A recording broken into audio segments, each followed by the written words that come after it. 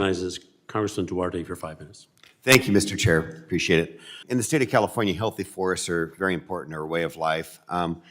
This decision, Cottonwood decision, has caused a state of paralysis in managing our federal forests by requiring forest plans to go through new ESA consultations every time a new species is listed. For that reason, I've been consistent supporter of legislative efforts to provide a fix to the detrimental Cottonwood decision.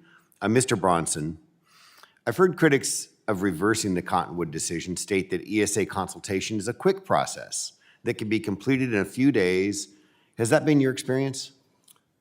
Mr. Chairman, Representative Duarte, no, that hasn't been our experience. When we look at the very first reconsultation that was required from the original court case, that took 400 person days for the Forest Service to do the review. It took over 12 months, and it cost $250,000. And since that time, most reconsultations have been on par with that. Thank you. Again, Mr. Bronson, there's a state outside the Ninth Circuit and therefore not currently under the Cottonwood precedent prioritizing reversing the Cottonwood decision. What's at play there? What do you know about that? So the original ruling affected the Ninth Circuit, and it actually conflicted with a ruling that had been made in the 10th Circuit. So what we have is a situation where there's uncertainty for the rest of the country which precedent is going to take effect. Is reconsultation required as the 9th says, or is it not required as the 10th says? So that's a big part of the concern about uncertainty. But we look at cases where a number of forests were in, an injunction was put in place in an Arizona court, which is in the 9th Circuit, but that affected forests that were in New Mexico, including the forests that were affected by the Hay Creek fire, the massive world record-setting wildfire. There was an area of treatment that didn't get treated for over a year because of a Cottonwood injunction, even though New Mexico was outside of the 9th Circuit. So this is having impacts beyond that. But I think from the biggest concern that states outside of the 9th Circuit should have is that this is costing the Forest Service a lot of time and money that is taking their people away from active forest management across the country, is reducing budgets for needless litigation. Thank you. Thank you very much. Mr. Tenney, you work with a lot of forest owners. Forest management, whether public or private lands, has conjunctive uses that we all value. Habitat, watershed, logging, grazing, recreation. How does preservation wilderness fit into that conjunctive management scheme, and does it have a place, and can it be balanced? Well, yes and yes.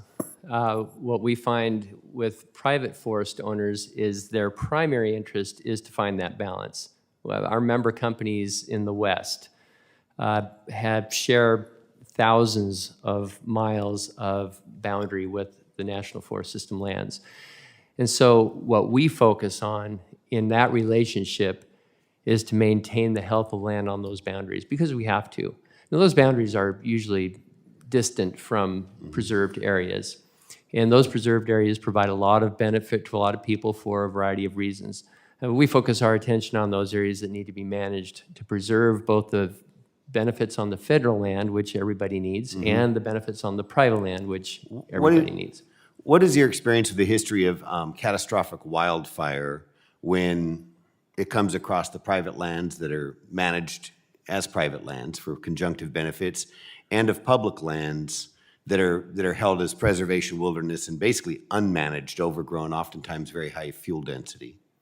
Well, I'd be lying if I said I didn't have a little PTSD on some of that, because we've seen some very difficult fire situations in recent years.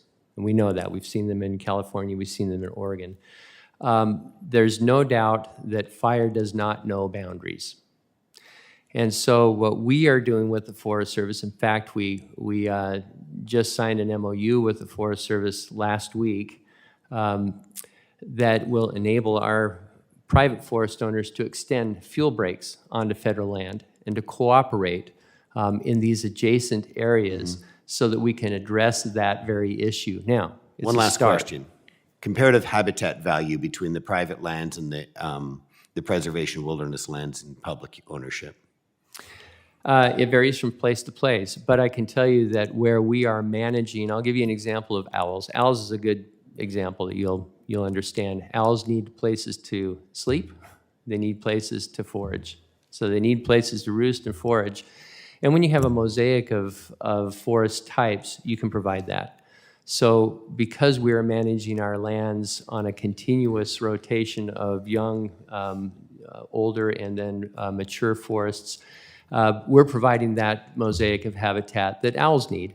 And this carries over to a whole variety of other species, whether it's tree voles or Pacific fishers, a whole variety of other species that we've been able to manage without the need for listing because of the way we So manage. actively managed forest lands have generally higher habitat value than preservation wilderness forest lands. We know from our experience that they provide the habitat that the species need. And what happens on the federal land, it's variable.